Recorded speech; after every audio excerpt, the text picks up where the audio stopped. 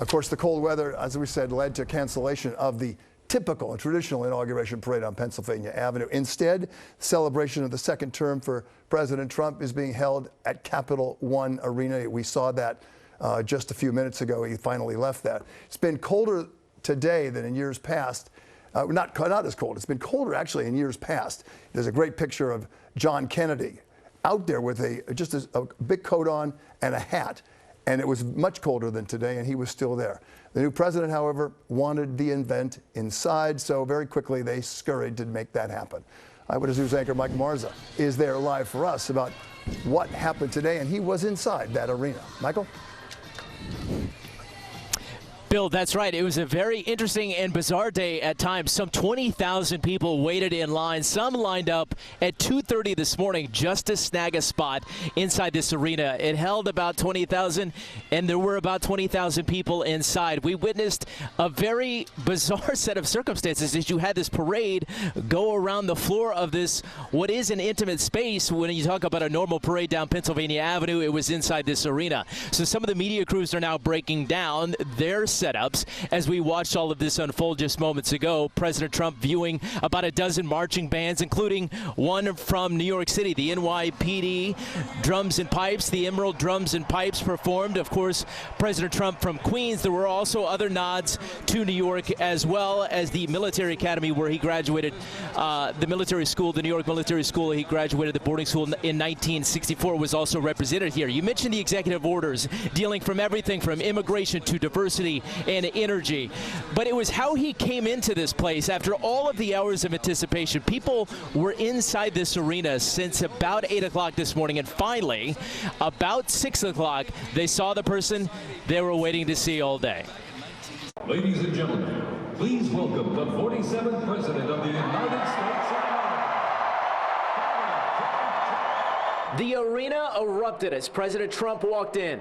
Thank you very much, everybody. Appreciate it. Thank you. He sat behind a desk on stage, now with the presidential seal, to sign executive orders on border security. So we're going to sign executive orders. First, I'll revoke nearly 80 destructive and radical executive actions of the previous administration.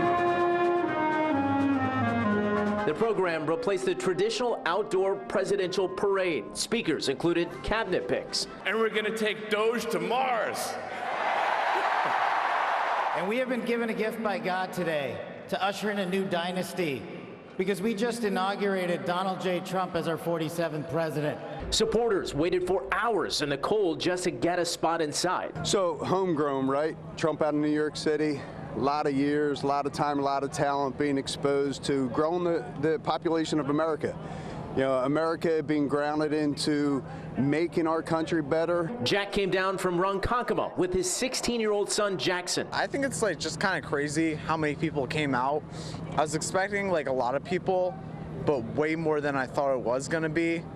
But it kind of just like proves how things shifted over the past couple of years. The line stretched for blocks past dozens of vendors. I'm from Connecticut, New Haven, Connecticut, and I sell Trump merchandise because I support the man and I believe it's the right thing. Tyler lives on the Upper East Side. I guarantee you 4 years ago the atmosphere wasn't as vibrant, so the people are excited. All with an opportunity to see the 47th President of the United States in person.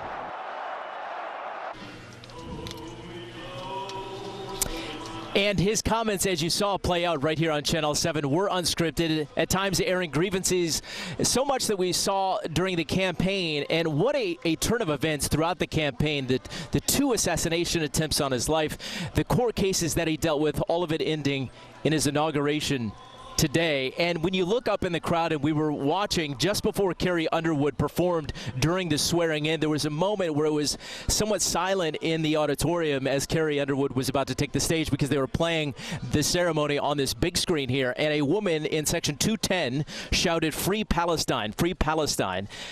The whole arena turned to look at her, and then security came over, had about a 10-15 minute conversation. She ultimately was escorted from her seat.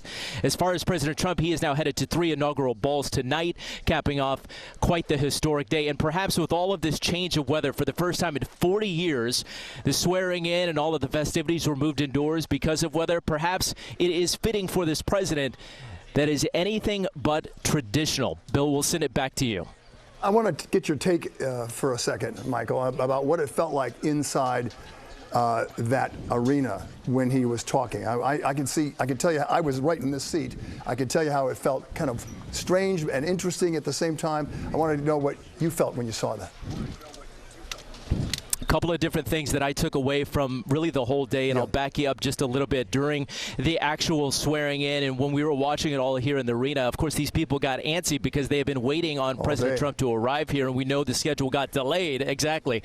And so there was a moment here where they would watch what was happening. They would boo people like President Obama that would come on the screen. They would boo even Mike Pence that would come on the screen, of course, President Trump's former vice president. And then when they would see somebody like a Vice President Vance, they would cheer. But it was the moment when President Biden was leaving for the final time and they started chanting that song, "Hey, hey, goodbye." And that was a moment where it was a very bizarre scene. It was much like a sporting event where you had the cheers and the jeers. And then I'll fast forward to President Trump's comments as you saw some of the family members from the hostages in Israel, the Hamas held hostages, and you see them there, and some, including Ite Khin from our area, and hoping to get his son's body back, and they're standing there next to President Trump. And then President Trump was talking right out of the gate in his comments, talking about the January 6 rioters, referring to them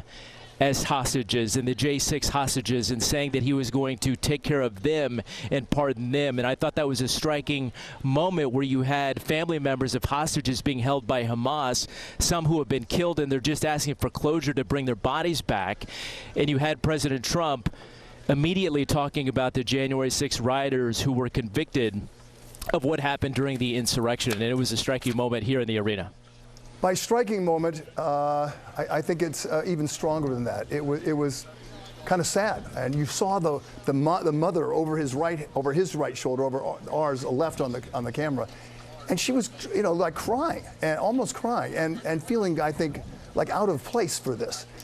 He went in and he could have said goodbye to them and said, "Let's go over here and talk about something very different." I thought it was a kind of a strange time, to be honest with you, and I think the whole time there were a lot of people who thought he would be talking about, bringing the whole country back together and not so divisive. And we didn't get that. It sounded like a little bit more like a Trump rally, a campaign rally, but we're all done with campaigns. And one more button on that, Bill, just if I could, I would add to that is that during the actual inaugural address, it was much more formulaic. It was that on prompter, on message, even though there were things even in that prepared remarks that you saw that maybe kind of harkened back to some of his campaign speeches. But then it was everything following that. It was the moments here that he really reverted back to what he had been talking about, certainly over the past year, about all of the grievances and all of the common themes that the MAGA people certainly welcome and cheered at oftentimes, as they heard it so often throughout the campaign.